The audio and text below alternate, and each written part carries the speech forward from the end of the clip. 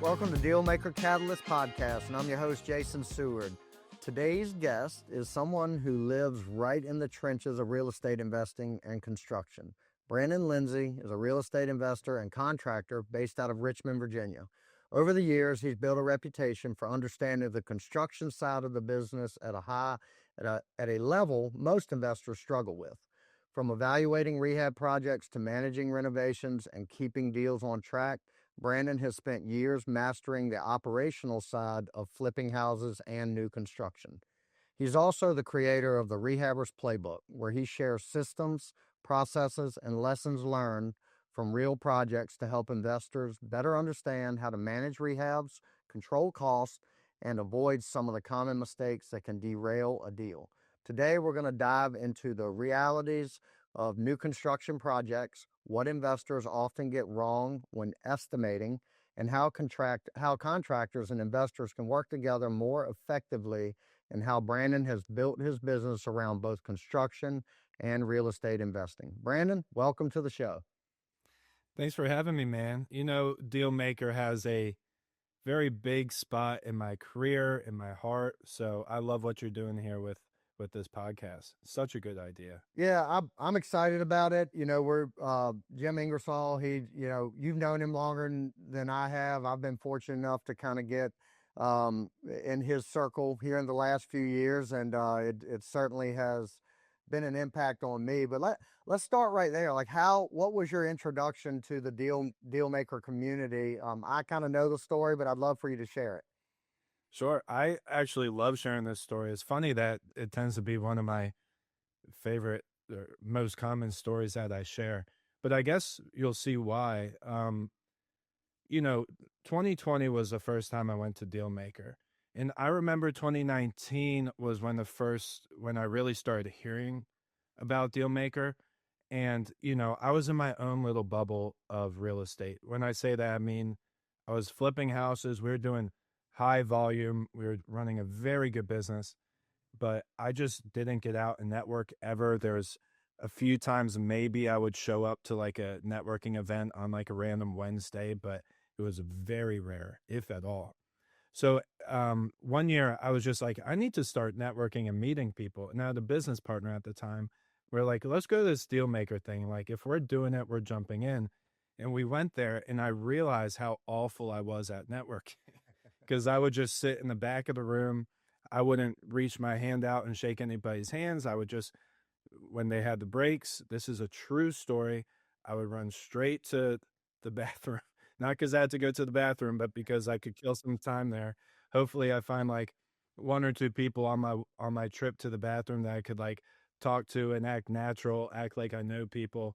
But yeah, that was my first Dealmaker. I mean, if I was going to the bathroom too much and it looked weird, I would walk outside and pretend to do a phone call. Like it was that bad of networking. Yeah. And maybe that's a cool story to start with to help people who might think that their introverted tendencies or personality is not going to help them with networking. I think a lot of people would agree that I'm very, very comfortable networking nowadays. Like I have no problem. I don't care who you are, big name, small name. I'll reach out my hand and I'll say, hey, nice to meet you. This is what I do. But back then it was not a thing. So anyway, that's, I guess, aside from the point or the story, just like a really good lesson for people to know if they feel like they're too introverted for networking. I think, but anyway, I want to stop there because I think it's so relatable, and I want to make a point on this.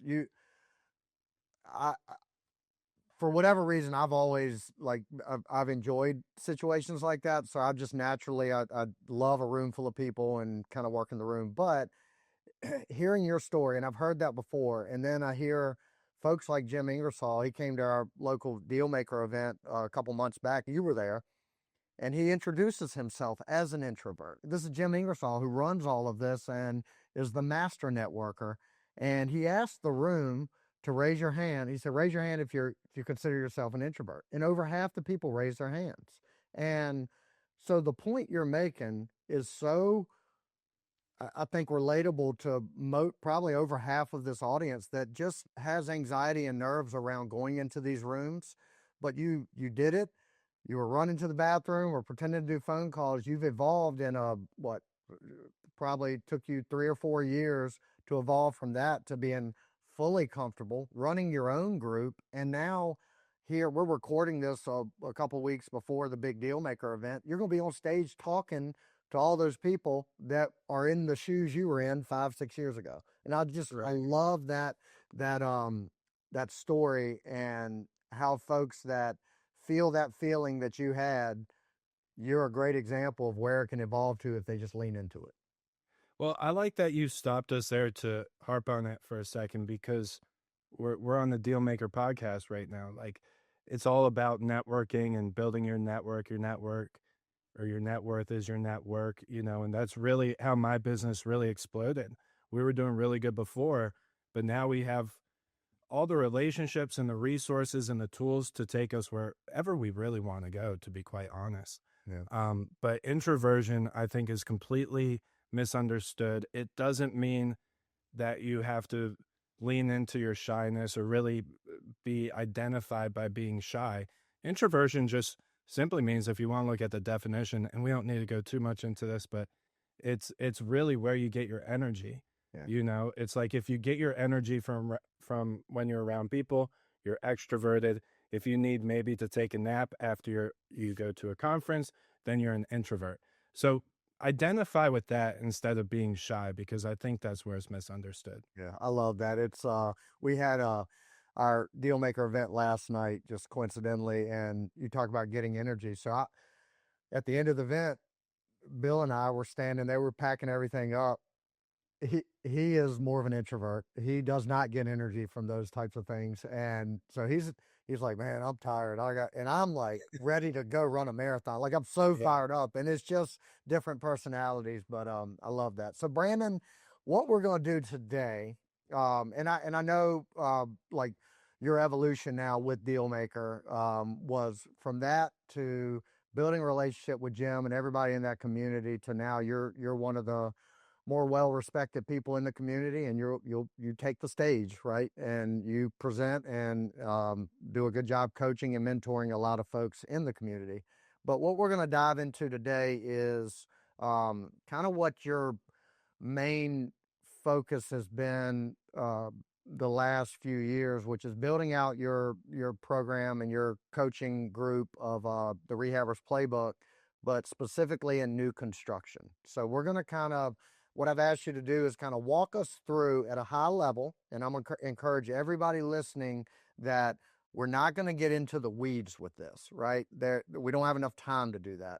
So if you hear what Brandon's getting ready to present, I highly encourage you to link up with him outside of this, whether it's at a Dealmaker event or contact him on social media or through his website to learn more, because he has all the resources to go deeper in this. But he's going to take us through kind of the construction process, what to look for, the do's and don'ts. And Brandon, I'm going to let you take it from there.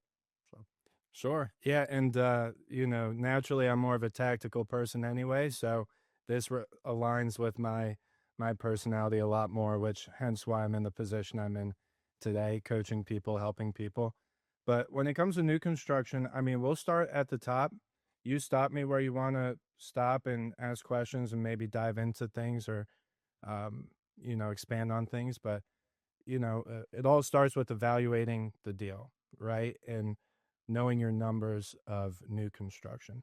And everything I talk about today, I'm going to relate it to rehabbing, because I think, first of all, if you're a rehabber, you're already over half of the way there to being a new construction builder. Second of all, I think that's really our audience here, Yeah. or a lot of it. So it's very similar when you're underwriting deals with new construction versus rehabs. As a matter of fact, I tell people a lot of times it's easier, because, first of all, you're not going into a house and building out a scope of work, seeing what's maybe can be repaired, maybe needs to be, capped as is. You got a piece of land and you have a price per square foot that you typically build at. Of course, you need experience to find that price per square foot that you and your team can build at. But for us, we know our price per square foot. We look at comps in the area. This is where it's also different, perhaps easier. If you look at comps in the area and you're underwriting a fix and flip, well, if that house is 1,500 square feet, you're underwriting it with an ARV at typically 1,500 square feet, unless, of course, you do an addition, which is a whole other ballgame. With new construction, you say, okay, the houses sell best in this area at 2,000 square feet. Let's build a 2,000 square foot house, right? So that's where it's kind of fun in this business. You get to play around and really work your return based off of all the different square footages that you could build out. 2,000 square feet, you run the scenario at 1,800 square feet, 22, and you find out what's going to get you the best return. So anyway, it's so much easier. You don't really have to go out to the lot. I highly recommend that you do. You just run your numbers with the price per square foot. You run comps like a normal real estate investor would. You find out that square footage that's going to be best for you, and you run with it. You back out all your costs, you figure out your purchase price, and you go from there. Yeah. So you're working off of for the flippers that are listening that are doing rehabs, they're working off ARV, after repair value. You're working off ABV, after build value, but it's the exact same thing. You're going to have a end number, and then you're going to reverse engineer it from there. So kind of walk us through that and get back to the beginning and then take us through the process. That's right. Yeah. So you start with the ABV, you back out all your costs, you figure out where you purchase. Yeah. Yep. So when you're starting at that point, so and at this point we've got our piece of land picked out, whether you already own it or you're in negotiation to buy it. That's a piece of the puzzle, so that's going to be an input cost, whatever that is. So what is typically, and we're going to speak to building to sell. So you're building a spec home to sell it Yeah. at the end. There's a strategy of build to rent. It's going to be very similar. It's just going to have a couple different calculations in there, but let's go build to sell. What's your next step? Like, what's your next calculations when you've determined the ABV, your land cost? Where do you go from there? I would move you into the due diligence, I guess, piece of it. We got to make sure it's something that makes money, but then we also have to make sure it's something that you build on. In these two parts of the process, you can kind of overlap them, right? Because what's the point of running a very detailed analysis if you can't build on it? What's the reason of finding out if you can build on it if you can't make money? Right. Right. So you're kind of weighing out the scenario of what's more important for us to figure out here. Is it profitable or is it buildable? Right. Now, profitability, again, we just talked about it. You can figure that out in minutes. It's really, really easy with new construction. So relatively speaking, it's wherever you put this in the process is up to you. But anyway, we'll move into due diligence. Due diligence, I'll give you kind of overarching ideas compared to rehabbing. With rehabbing, you're spending all of your time trying to figure out what's behind the walls, what's under the crawl space, what's going on with the foundation, all those question marks. Your question marks in construction is in your site preparation. Okay, so that's where you're focusing as a new construction builder now. You're focusing on how much is it going to cost to clear the lot or demo the house? That's very common. It's only going to become more common as we go forward. Do we need any special use permits, variances? This is a really big thing that scares a lot of people away, but if you build a good team, you can find out those costs in that timeline pretty easily. So we lump that underneath this umbrella of site preparation. So everything under that is going to be where your biggest question marks are. Do you need stormwater work, erosion sediment control work? I know I'm throwing out a bunch of things that might scare people, but trust me, it's actually easier than you think once you get into it. And to me, it's very interesting. So yeah, that's really where you need to spend your time with due diligence. And you have to understand zoning requirements. I'll throw out a few things for people to understand. And again, I'm trying to resist myself from getting too much into the weeds. Oh, you're good. But You're good. Yeah. But zoning ordinance, every municipality is going to have one. That's where you're going to figure out your zoning requirements, your setbacks, your lot width requirements, your lot area requirements, all that stuff that's potentially going to make it unbuildable or require you to get one of those special use permits or variances that we just talked about. Conditional use permits, rezoning, all of that is kind of in that umbrella of it's not buildable as is. We need to go through special approvals. So that's the other part of due diligence. You really, of course, and I think most people understand this, you have to understand zoning requirements and where you can find them in your city or your county. So with that piece of it, because everything you just named, as far as those are not issues you're dealing with when you're flipping a house, when you're rehabbing a house. Right. You know, the house is already there. There's no site work. It's already zoned what it needs to be as a residential home or whatever, you know, code it needs to be under. So in new construction, knowing what you just said, how important is it to, let's say you're going to build in the city of Richmond, which I know you've done, to not only educate yourself on Richmond's kind of appetite for whatever it is you're looking to build, but go in and meet the people, the decision makers that are a part of that and making those decisions. How important is that? It's the most important thing, I think, is when you become a developer or a builder. Truly, you almost start turning into, and I use this incredibly lightly, but you almost start turning into like like you have political. You can't even say the word. Yeah, that's right. I don't like saying don't politics either. So Yeah, but you know, you're in there. You're paying attention to the board meetings. You're paying attention to who is elected. To be quite honest, you're paying attention to the different um, associations that run each individual neighborhood. Who's running them? What's their appetite? What are the neighbors' appetites? One of the best things you can do, though, if you kind of want to get more confidence as you're getting into this field, is get a good permit consultant, zoning attorney. There's a lot of different names for these people, development consultant. But if you have a good one that constantly is working with the city and you throw them a lot, you say, I want to build on this, this is on the market, they'll say, hey, look, that association does not allow special use permits very easily. They're going to fight you a lot. You know, you are literally a lot of times going to neighbors, handing them letters of what your plans are, you know, so it's a different ball game in that respect. It's fun, but also challenging. So you have to really have a good team of people around you to make sure you're navigating it properly. I think that's such a good point. I'll use an example of Bill and I. We looked at, this has been 2 years ago now, but we looked at buying. It was a 13-acre piece of property here where we live, and you know, where I'm at right now. But and we were looking at it with the intent of building townhomes, and it was going to be a lot of townhomes. Like, and we met with the county, everything, but we somebody kind of a mentor that we've consulted with that has done development in this county said that location, you're going to have a political nightmare. Like no, the everybody living around it is going to hate you, right? They don't want this to happen, and you're doing it in the area you're living, and the county is going to resist every step of the way. So you're going to have an uphill climb, and because we knew all that was ahead of us, we made a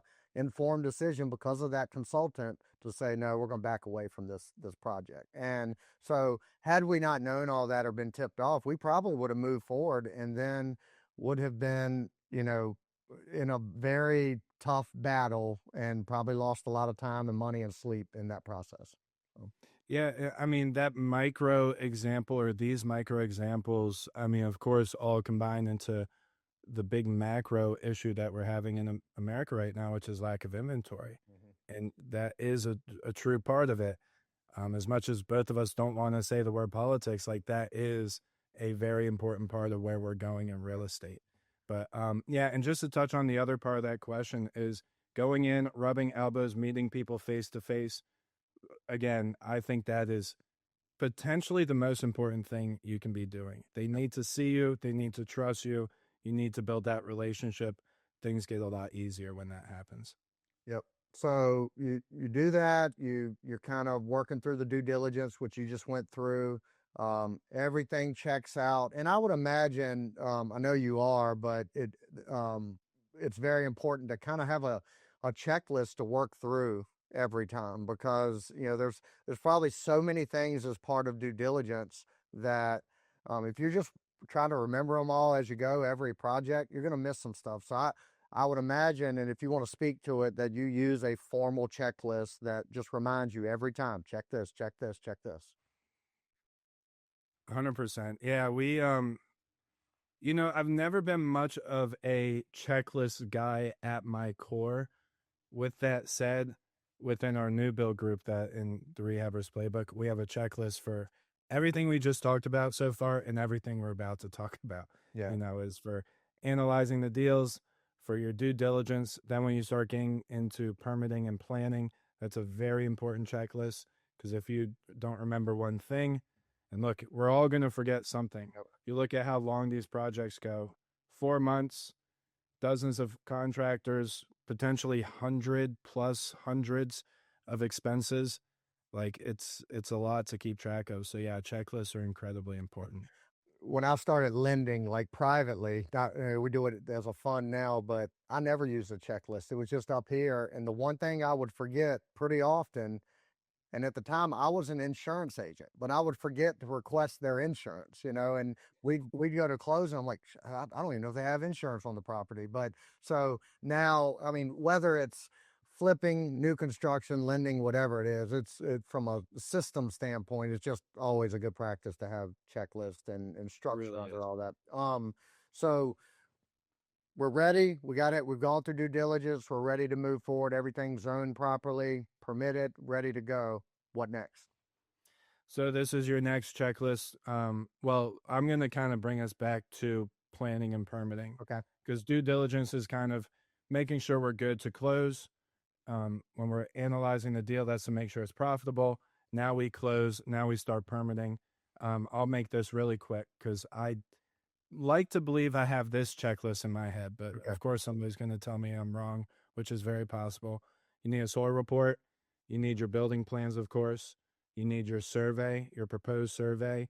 You're going to need all engineering documents. So anything that's engineered on the property, that's your trusses, your LVLs, your I joists, anything that's engineered wood, which is essentially wood you can't just pick up off of Lowe's or Home Depot.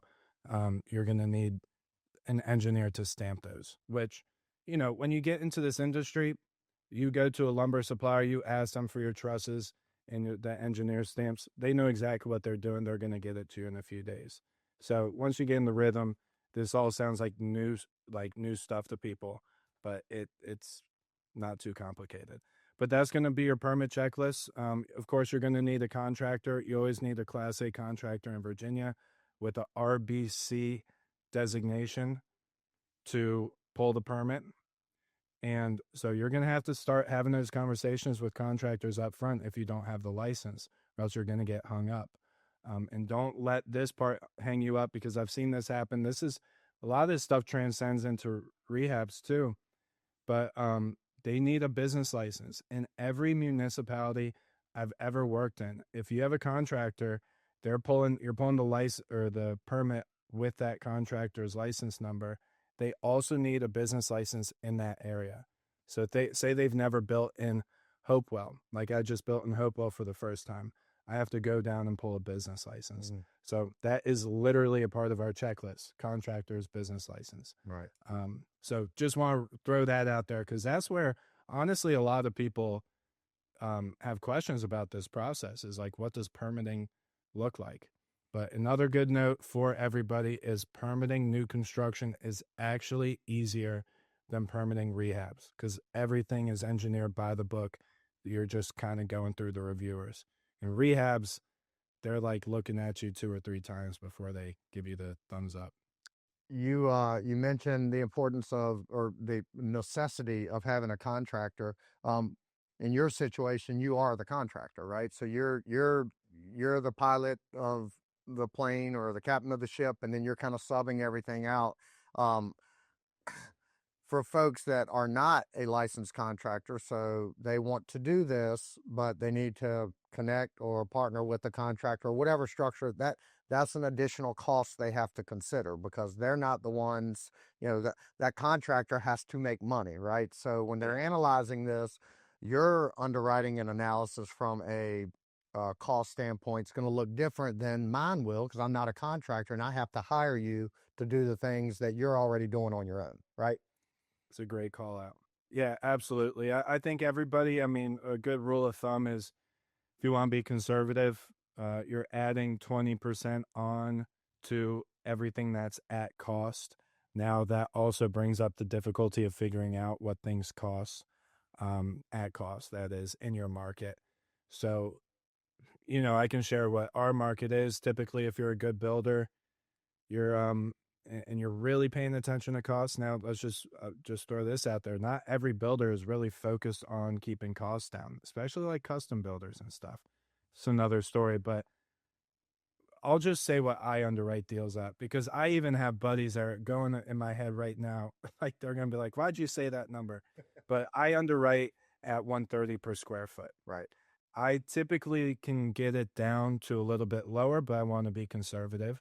If it's a higher end home, it's 135. This is an incredibly important point, and I think we're hitting a lot of important points here. Economies of scale is huge in this business. Last year we built 1,000 square foot house and a 2,200 square foot house. 2,200 square foot house was like 128 per square foot. The 1,000 square foot house was 160 per square foot. Incredibly different. So you have to factor that in. Now, you're talking to probably pretty far ends of the spectrum when it comes to our business, real estate investors selling spec homes. But you got to play that into account too. So again, all this stuff, I don't want to sound more complicated. It's just getting into this business and starting to have those conversations. Meet a contractor. We're on the Dealmaker podcast. There's Dealmaker events everywhere. Go there, start networking to find these contractors.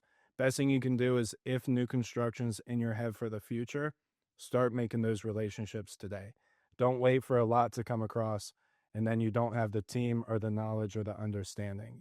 Start planting those seeds today. Yeah, make the connections and get the education. Even if you're not the contractor, you should, at worst, educate yourself on what we're talking about, on the process. So number one, to protect yourself from, not every contractor has good intent. They might take advantage of you, right? So know enough to know that what they're telling you and pricing you is accurate. But also, your contractor can also serve as your mentor and eventually serve as a partner. Maybe y'all can do deals together, and that has to start with education. And we'll get into that a little bit more towards the end. So, Sure. all right, where to next? Next, we start breaking ground. We're going to get that permit released. There are some site preparation things. This is where people, you don't have a lot of site prep stuff with rehabs. With new construction, you got to make sure you build a construction entrance. It's a very, maybe not a fancy way of saying it, but it's simply just making sure you have like a gravel entrance so you're not tracking mud in and out of the alleys or the streets. You need things like porta-johns, you need a silt fence installed, you need a permit box installed, little things here and there. And of course, if you need to clear the lot and grade it, you need to do that up front. So before you break ground, just know there's another checklist there as well. Small one, but still a checklist. Then you start breaking ground. When we look at construction, again, comparing it to rehabs, if you've done a full gut renovation, you've gone through phase 2, phase 3, and phase 4 of new construction. The only thing you haven't really done is phase 1, which is the footing, the foundation, the framing, and then drying it in. And even, of course, if you're doing a full gut renovation, you're going to have some framing components. You're going to have some drying in components like windows and doors. And of course, you're going to need a new roof. So a lot of that stuff is still like relatable in the phase 1 of new construction. But you're going to dig the footing, pour the footing, install the foundation, and then you're going to go through framing, and then it's basically going to be a full gut renovation. I'm going to keep it that simple and see if you want me to dive into anything specific in the construction process, but I think that's a really good place for us to start. Yeah. So I want, and I heard you, this has been a while back, but I was somewhere, I think it was at one of the networking events you were presenting on this process, and you said something at the beginning of that presentation that resonated with me. I'm not a contractor, but I have flipped or renovated a ton of houses, and you said that your role as a contractor, and not all contractors operate this way. They're the ones actually swinging all the hammers and trying to do as much as they can to keep costs down. And I imagine you do some degree of that, but you said you view your role as an air traffic controller. And I don't know if you remember, that's something you say often, I but do. I say it often, and I stole it from Ron Biggs. okay. So credit to Ron Biggs. Yeah. All right. Well, elaborate on what you mean, because you just went through the footing, the framing, the drying in. There's a lot of steps to that, and not one person is doing all of that. So, talk about your role with that mindset of being kind of the air traffic controller and what you mean by that and why it's so important to be an expert at that. Well, you just mentioned that they're all done by different people. They all have big machinery involved. They all have big material orders involved. They all have inspections involved. You just complicated it before even going into more detail times 4. So you are like, if I was to run through it real quick, my footing contractor comes through. He comes in with an excavator, big machinery. He digs it out. He puts his rebar, and then next air traffic controller move or next person up is the inspector. He comes in and inspects. Next person up is a concrete truck. They come in and pour. Next person up is a footing contractor. Again, while they're pouring, they're making sure it's all level and where it needs to be. Next person is the surveyor. The surveyor needs to come out and stake your or brick point your corners. Next person up, your foundation contractor. Actually, your brick and block delivery. So we haven't even got to framing yet, So yeah, it's very, very important, and heavy communication is the most important skill set. Like I am constantly, hey, are you ready to go tomorrow? Hey, are you ready to go tomorrow? Wait, we failed inspection. Now we have to push you, and you just have to be in this heavy communication mindset. And if you are in the mindset of swinging the hammer, you are not going to be a good air traffic controller. Yeah. It's just impossible. That is a full-time job, being that person. That's why contractors, hopefully for them, make money, is because it is a lot of work to be organized in the field, on the job, talking to the vendors, the subs, the inspectors, all at the same time. And I think an important piece of this as the air traffic controller, you talk about the importance of communication, and that kind of spills over into what I'm about to say, but timing. Like every day that something's not going on that project, you've lost money, right? So if you are waiting for the footer to be poured to then contact your foundation guy, and he's got 3 projects ahead of you, so now he can't get out there for a month, nothing else can happen. So as the air traffic controller, you've got to be communicating with the footing folks, and then your foundation folks, and your framing folks, to all have them like, all right, I think he's going to be done next Wednesday or 2 Wednesdays from now. Can I get on your schedule for that Thursday or Friday, and have all that ready, understanding that there's going to be weather, there's going to be things that kind of delay. But if you're waiting for one thing to be done to then line up the next thing, it's going to take you 2 years to build the house, right? That's right. Yeah. Yeah, and a tip to help people with this is 3 to 4 weeks out, we give people the approximate week that they should be expecting to start. 2 weeks out, we give them kind of like a 2, maybe 3-day window.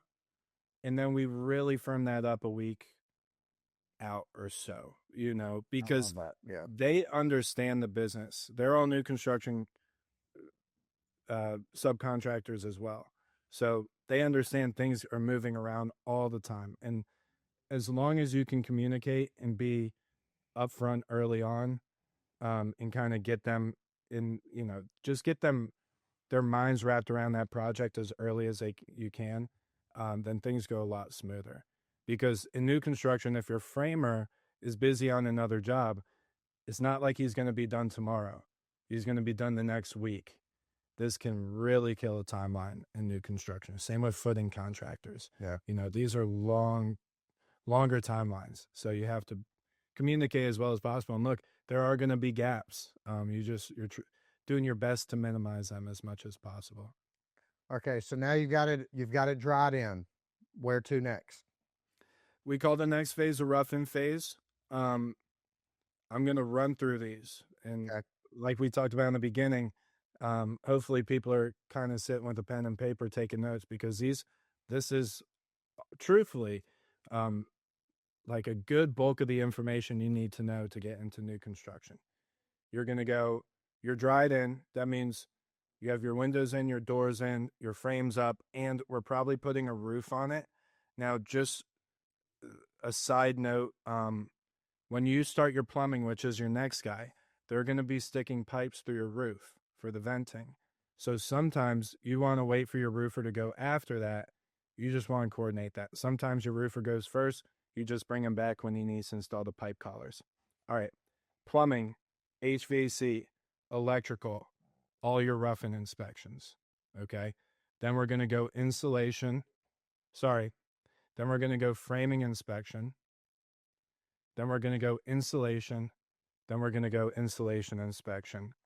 And now we get the okay to drywall. That is officially when we consider ourselves going into phase 3.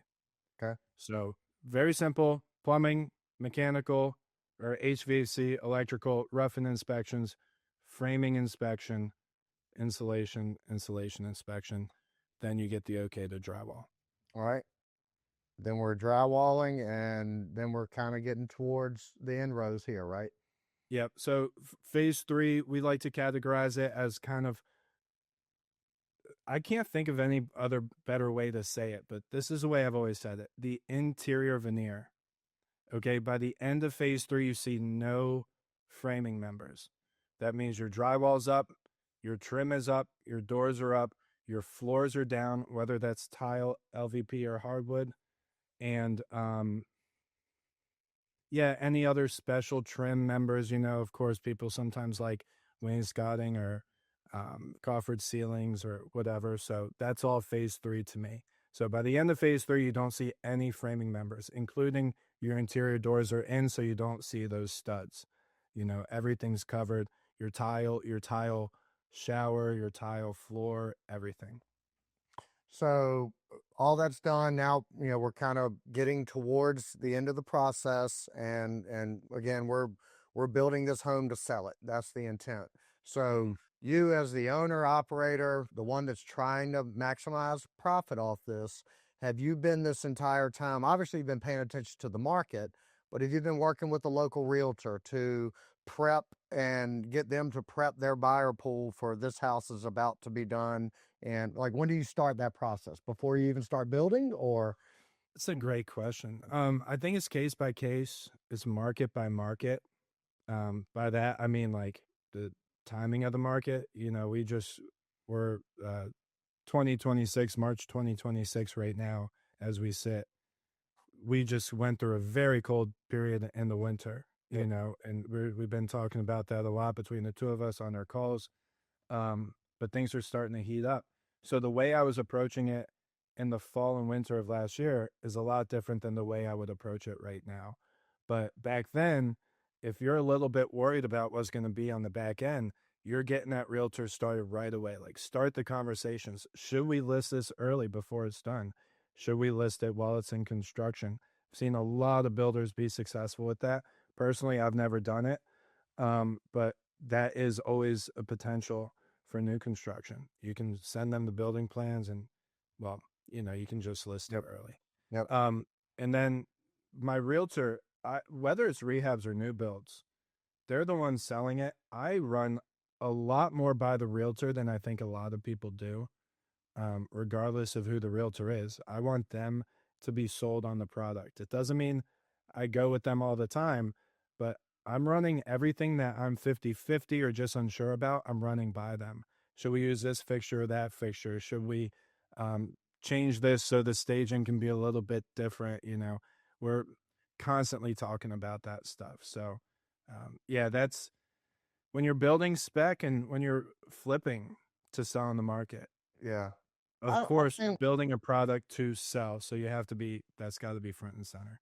how do you, because Bill and I talk about this a lot when we're flipping houses, or we don't flip that much, but occasionally we buy it, we know right away we're going to sell it. And one of the things we struggled with early on is we would view the finished product through our eyes, like what we like. We like Yeah. this type of fixture. We like this type of cabinet color or flooring or whatever. And it wasn't until we started leaning more on our realtors, to your point, to say, like, they're showing houses every day. They're hearing from the consumer what they like. And how That's important right. is that? Or kind of, where do you stand? Did you ever struggle with trying to build things to your liking rather than what the end buyer was going to like? I think anybody would lie to you if they said they didn't struggle a little bit. Mm-hmm. Um, you know, there's some scenarios that really stick out in my head. Like I remember this one time, because you got to be proud of your product, right? So that involves your taste. So I remember this one time. It was back when I was in a partnership. We put up these shelves that like wrapped around the corner, and they were like hidden. And I don't know. I don't want to go into explaining it too much, but I hated it. Yeah. I just, and our designer said yes, my partner said yes. I was like, I can't work like this, you know. But it was not anything extreme. But anyway, that's what stood out when you brought up that question. I you 100% hit it on the head. Nobody knows what realtors think, feel, want more than realtors. Sorry, there's no. Did I say that wrong? Yeah. There's Nobody knows nobody. what consumers, what buyers That's want. right. Yeah. Them. Yeah, more than realtors. Yeah. That's right. So you have to lean on them. Now, look, every realtor is a little bit different. Some realtors listen more. Some realtors don't ask the questions that they need to be asking. They're in a very strong position that some of them don't really appreciate enough to like really leverage that to pull out information from consumers, from potential buyers. But yeah, you have to be leaning on them. Something that drives me crazy these days. And look, to each their own. Again, you have to be proud of your product. So I take it with balance. But some of these flippers who are just like wanting to build their favorite house for themselves and wanting to, do whatever they want to do for themselves. It's like, yeah, that's cool. You're probably going to find like a really interested buyer. But it all depends on the market. You got to be careful. I've seen people get in a lot of trouble. The one thing I have a benefit of is I've been in this business a long time in big companies, around big companies, consulting big companies. You got to be careful with just playing to your desires. You have to. So what I do, sorry, I took this in 3 different You're ways. good. I'll land my plane again or here. But what I do is I hire interior designer. I say, do your thing. And sometimes I'll tweak it. I'll probably take 80% of what they do and I'll add like just move some things around a little bit. But then I don't have to worry about it. I can focus on the air traffic controlling like we've talked about. Smart. And then like I just don't have to start making those decisions and get my head involved or get my personal taste involved. Like I know it's not my taste, and that's helped me a lot over time for sure. Probably the biggest lesson I learned in this, like listening to your realtors, or in this case, it was a property manager. But I bought, it was a full gut rehab. This is years ago in Hopewell, and it was decent area. I mean, anybody that knows Hopewell, it's a great rental market, right? But everything's pretty cookie cutter and consistent. And I had this vision. I'm just going to turn this into the nicest house that Hopewell's ever seen, right? And I was holding it as a rental. And I remember my property manager saying, it's not going to get you a penny more in rent, right? You look at every house on the street, you just need to get it to that standard. And I'll say, well, I know, but I want to provide my renters with the best home, which I do. So I went in there and I got my contractor. I remember him saying, "Oh, you sure about this?" I was like, "Yeah, I want to do it."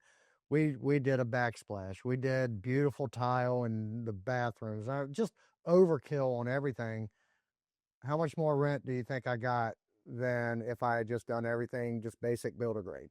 not a penny. This will be my guess. Exactly. And when I went to sell it, I eventually sold it probably 5 years later. None of those features that I was gung ho on adding brought me any more in my sales price. So, to that point, and to your point, if you're doing this, listen to your realtor, listen to the people that are the market experts, and you just do, based off of that, you be the air traffic controller. I love that. So, I find this industry very interesting because we are really in this space where construction and real estate are married in a way, or they overlap.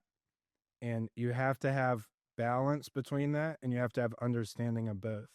And somebody, I can't remember where I heard that, or maybe even came up with that. I'm not too sure, but I do think that is the way you need to look at what we do as real estate investors.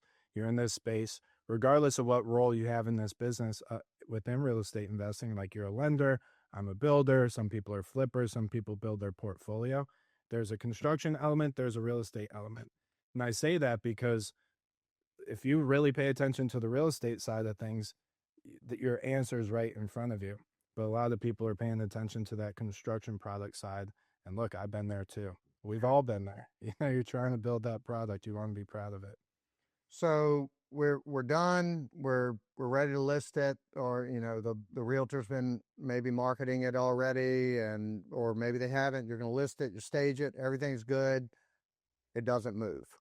And I think you shared an example recently where you had one kind of towards the end of the year that just kind of set. The market had turned or softened or whatever you want to call it, but it wasn't moving like you had originally. And that happens, right? That happens in flips, new construction, all of it. So, how do you approach the possibility of that happening, it not being a home run like you planned for, or even a single in some cases?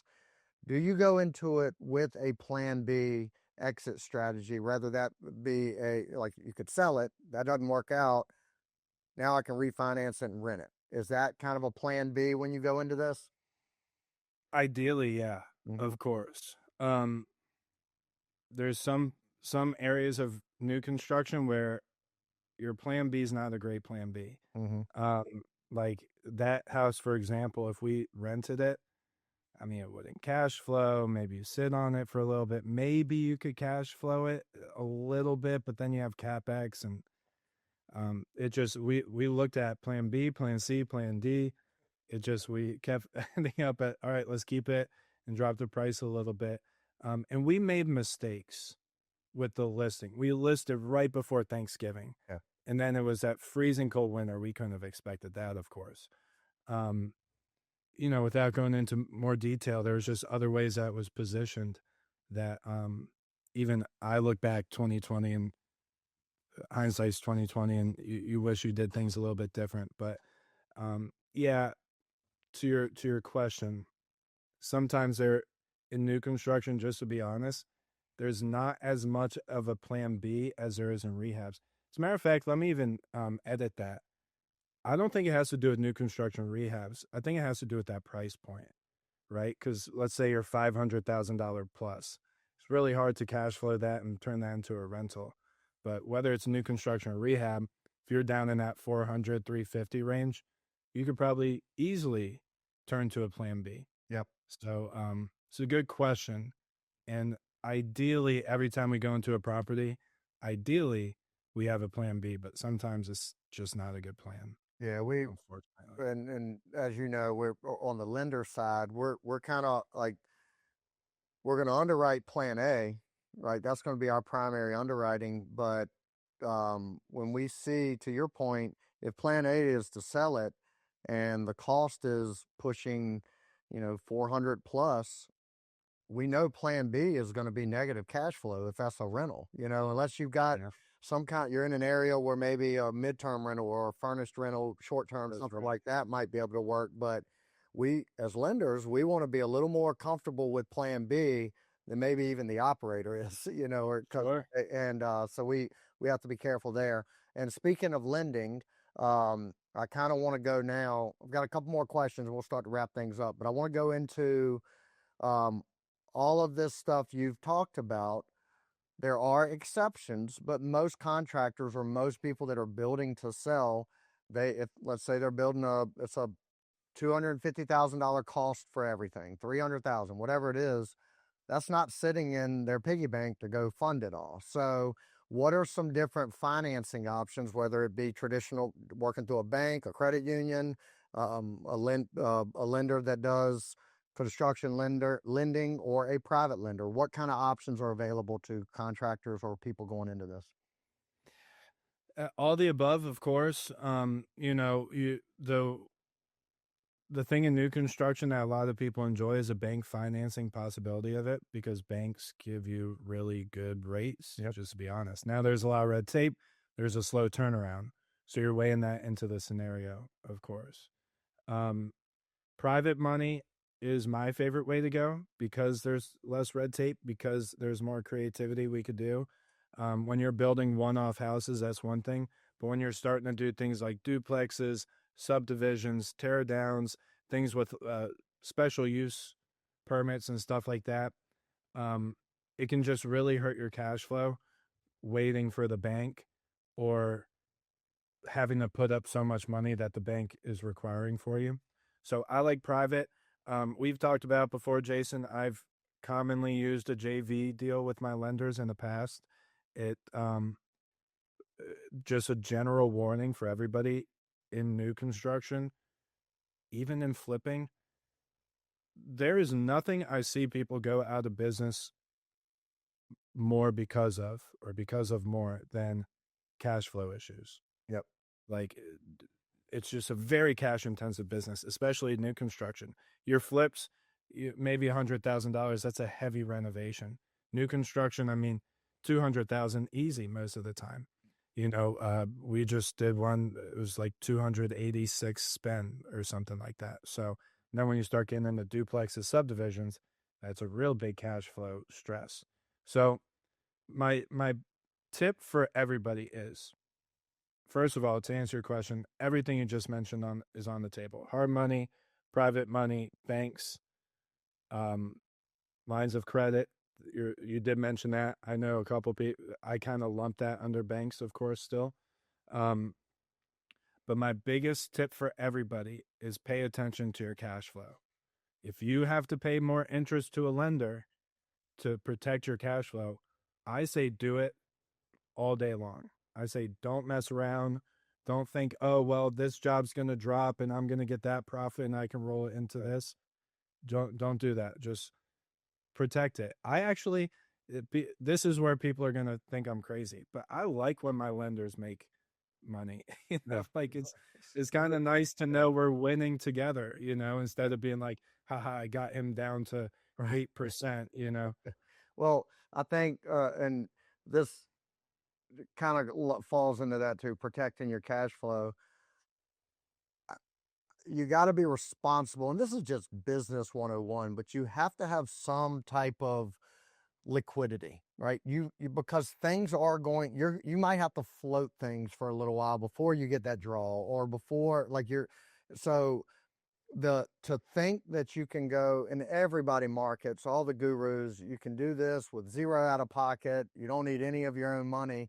Yeah. That may be true, and that strategy, if it works, and that's great. But they're not saying don't have, I hope they're not teaching don't have any money. You've got to have reserves, right, in any business, because things do go south, and you might have to carry things when you're in a cash flow crunch. Your subs need to get paid Friday. Your lender might not be able to get you that draw to next Wednesday, right? So you've got to have a comfortable level of reserves, whether that be a line of credit you can draw off of, or whether that's personal or business, or cash in the bank, savings. I think that's important. Would you agree with that? I was like sitting here like, yes, because literally recently I made an effort. By recently, like last year, I started making an effort of, the way I put it to myself, at least, is having as many tools in the tool belt as possible when it comes to financing. Lines of credit. I mean, from lines of credit to other people's money, to all the way down to credit cards, to vendor credit lines, to like everything in between. I am trying to get all the tools in my tool belt because you just never know when that day it starts raining on you and you're like, I got to have some hard conversations. Instead of getting those, having to have those hard conversations, you now have this tool belt of possible resources. So I recommend that for everybody else Yeah, as well. and don't don't box yourself in with one source of lending or capital, because like you, there's always going to be at some point if you're doing a high volume and you do this long enough, there's going to be situations where somebody calls you on a Wednesday and says, "Hey man, I've got this guy that he's got to dump this lot, but he's got to close by Friday. He's in an emergency situation." And That's right. that's going to be tough for lenders to come in and do that. But if you've got some liquidity, you've got somewhere you can draw that money just to get closed and then cash yourself out through your lender down the road, that's important as well. So That's right. And I mean, oh man, we could go I know. forever on this Yeah. part, but like partnerships are potentially good ways to close on lots to faster. Say, um, all your money's tied up, like because of what you're talking about, making sure you're like liquid. But say this happens all the time. It never doesn't happen. Is all your contractors need to be paid. You're waiting on your draw. You pay for the lot. This is your least leveraged time in the property, and then a deal comes across your desk. It happens all the time. So literally, very recently, I did that with this lot where we're building 2 duplexes on it because I'm like, I'm not passing this up. I've had mentors tell me to build duplexes for years. I'm doing it, and it was as my house was sitting on the market, and I was at my least leverage point, my least liquid point. So yeah, such an important point. Just making sure you understand opportunity costs and liquidity and how that's important in this business. Yeah. So Brandon, you've done a great job, exactly what I wanted, and I think the listeners want it, kind of keeping things high level, but walking us through the process. And the last step is hopefully you sell it, you make profit, you go rinse and repeat it, and do it again. But there's a lot more nuance and detail in all of this than what you've covered today. So what I want to encourage everybody listening, um, couple things. You're going to be, if you were, by the time this comes out, and if you were at the Dealmaker event in Richmond, you've heard Brandon go into probably a little bit more detail on stage at that event. And but Brandon runs the Rehabers Playbook. I am a member of that group. I'm not a contractor, but I get value from that group. And Brandon also gives me the opportunity to provide some value. But I've been in a lot of communities, a lot of groups in my years of real estate investing. Brandon, I'll say this not just because you're sitting here in front of me. The value you provide at the price point that group, what it costs to be in it, it's unmatched compared to anything I've ever been in. Because a couple things, yeah, I think you do a couple in person, like one offs where people are meeting at projects and stuff locally in Richmond. But for the most part, it's a virtual group. You guys are meeting once a week, and it's well attended. I mean, there's 20, 30 people on every call. You've got people representing pretty much every region of the country, and y'all are getting in the weeds on the details of how to do everything we just talked about. And you're problem solving, you're helping, you're serving as a mentor, you're connecting other people with other mentors and things like that. So I could go on and on, but I want to encourage people to, we're going to have the links in the show notes to the Rehabers Playbook and all of Brandon's social media, YouTube, all that stuff. Check him out. If nothing else, go to his YouTube channel. There's a lot of resources there as well. So, yeah. I appreciate that, man. Yeah, by the way, to speak to your interviewing abilities, which I've always commended you for, this really is going to serve as like a high level masterclass of new construction, Sure. A to Z. And that's really how I take people through the when I coach and consult people. Now, to add on to what you just said about our community, since we're on the topic of new construction, we actually have this group called the New Build Group. That if new construction is what you're interested in, um, we have a really good small community. We call it a small group within the TRP community, and that is one of my favorite things we've ever built, one of the most valuable things we've ever built. So just something else for people to keep an eye out for. But Jason, thanks for the kind words. I'm all in on community. I used to think I was all about training and consulting, but now I'm just about connecting people and collaborating and sharing resources. And I think that's the future. And we're trying to be all in on that. Yeah, So I love it, appreciate man. the You work. were an athlete, a Division I baseball player. You come from that team environment, that team mindset. But I mean, you were born to be a coach. It's very clear, and you do a really good job with your group. And I can't I can't express it enough.